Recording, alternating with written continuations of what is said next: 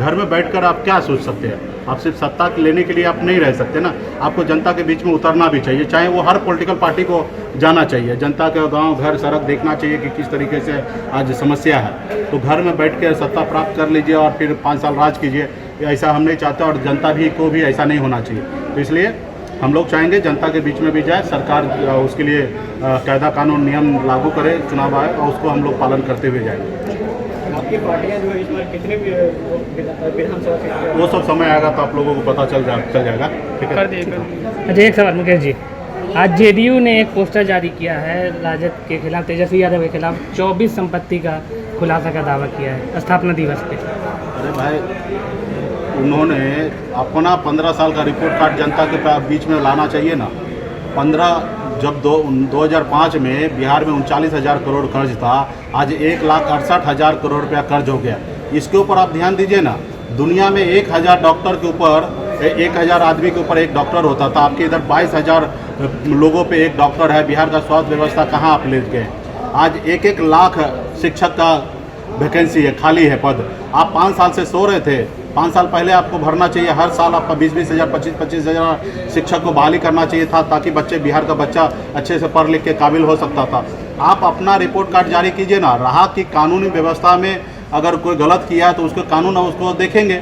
आप तो सरकार हैं, आप अपना रिपोर्ट कार्ड पेश करना चाहिए, ना ही कि मुकेश सहनी हो या अन्य किसी व्यक्ति विशेष पे आपको टिप्पणी करना चाहिए। हाँ, उसके लिए कानून व्यवस्था बना हुआ है, कानून अपना काम करेगा।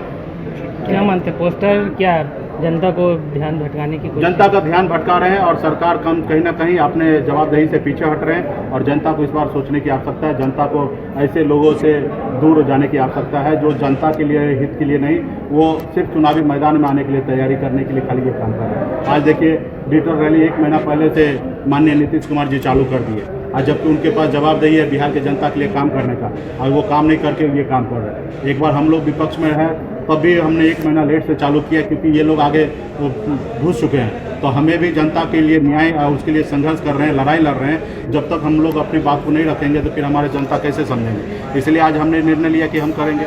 लेकिन ये सरकार को काम था, सरकार जनता को ध्यान देने की आवश्यकता था, टेस्टिंग कराना चाहिए था। आज देखिए, बिहार में हजारों लोग का टेस्टिंग नहीं हो रहा है। माननीय मुख्यमंत्री जी एक सभापति के सामने में कांटेक्ट में आए, तभी उन्होंने जांच करा लिया। जितना आप अपने जान का फिक्र रखते हैं, अपने लिए 12 घंटे के अंदर में आप जांच करा लिए, उतना ही फिक्र आपको जनता का भी रखना चाहिए।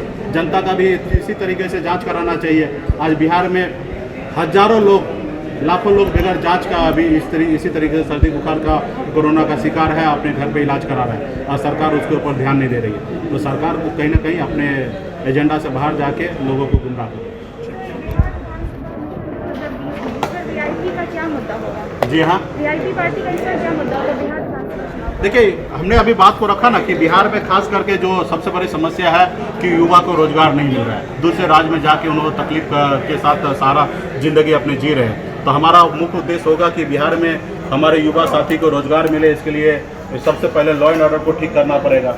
लॉ एंड ऑर्डर ठीक होगा तो आपके बड़े बड़े उद्योगपति, बड़े बिजनेसमैन बिहार में आएंगे और फिर बड़े बड़े फैक्ट्री खोलेंगे। जब तक उसका लॉ एंड ऑर्डर ठीक नहीं होगा तब तक कोई भी बिजनेसमैन या उद्योगपति बिहार में रुक नहीं करेंगे। तो हमारे लॉ एंड ऑर्डर के साथ साथ हम चाहेंगे कि बिहार के लोगों को रोजगार मिले। बहुत ऐसे राज्य है जो अपने राज्य को आगे बढ़ाने के लिए बहुत सारे सब्सिडी देते हैं बड़े बड़े बिजनेसमैन को, ताकि उस राज्य में आके काम करें। आज हम लोगों को भी इसी तरीके से बहुत सारा फैसिलिटी देंगे ताकि उद्योगपति को, ताकि वो दूसरे राज्य से बिहार में आके काम करें।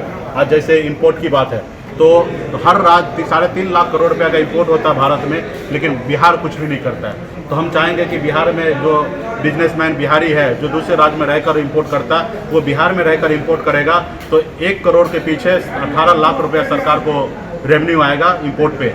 18,000 रुपया GST के तौर पे उनको कलेक्ट होगा और 18 लाख रुपया कलेक्ट होगा तो उसमें 9 लाख रुपया केंद्र सरकार का जाएगा, 9 लाख रुपया राज्य सरकार को मिलेगा। तो हम ये तो इजीली करा सकते हैं। तो इसके लिए थोड़ा सा फैसिलिटी देने की आवश्यकता है, बैंक गारंटी देने की आवश्यकता है, ताकि बड़े बड़े उद्योगपति बिहार में आए। तो ऐसे बहुत सारा काम है जो करने की आवश्यकता है। लेकिन कहीं ना कहीं ये जो सरकार है वो बिहार तक ही सीमित रहे। अपने जीवन काल में संघर्ष किए, बिहार के मुख्यमंत्री बनने के बाद बिहार में रहे, बिहार से बाहर क्या हो रहा है माननीय मुख्यमंत्री जी को पता नहीं है। तो इसलिए हम लोग बाहर रह चुके हैं, हमें पता है कि किस तरीके से बिहार में रेवेन्यू जनरेट किया जा सकता है। उसके ऊपर हम आने वाले समय में काम करेंगे। छोटे छोटे स्मॉल इंडस्ट्री को हम लोग बढ़ावा देंगे।